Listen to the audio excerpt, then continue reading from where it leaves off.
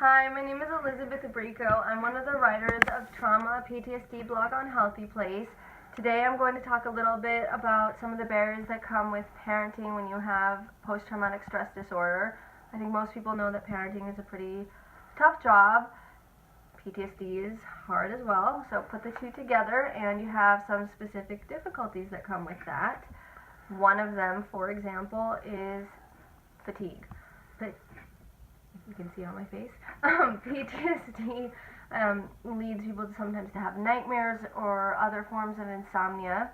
Parenting isn't known for, people getting a lot of sleep either, especially when you have young children.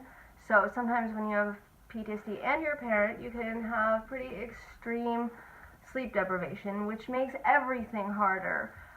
So that's one of the pretty major difficulties. Another that I can think of right now is just not being able to take care of yourself when you get triggered or when you need to take care of yourself. Let's say you become triggered while you're out at the park with your kids. You can't necessarily sit down and close your eyes and calm yourself down. You have to keep your eyes on your kids, especially once again if they're very young, like mine are.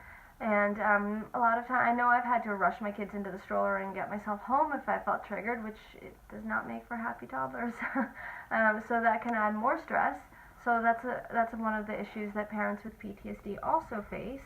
Something else that a lot of people may not think about is that when people experience trauma in their youth, when they become triggered, they may actually revert a little bit to that mentality, that age that they were when they experienced the trauma.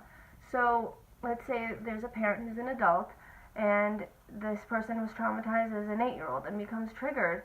He or she might start not necessarily acting exactly like an 8-year-old, but not thinking in the most logical manner, and may behave in a way that appears immature to other people, and they don't understand why.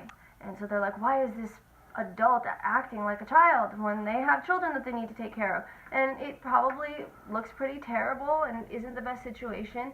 And I'm not saying this as an excuse, but it is a good opportunity to show compassion when people maybe act this way. And if you are someone with PTSD and you experience trauma as a youth and you identify these behaviors in yourself, it's a good thing to work on, but also show compassion to yourself while you're working through it, because it's not your fault that you experience this trauma and that your brain is reverting back to that moment. It's actually a pretty normal PTSD response. So even if you have children in your care, don't beat yourself up if you do behave immaturely sometimes when you are triggered. Thank you.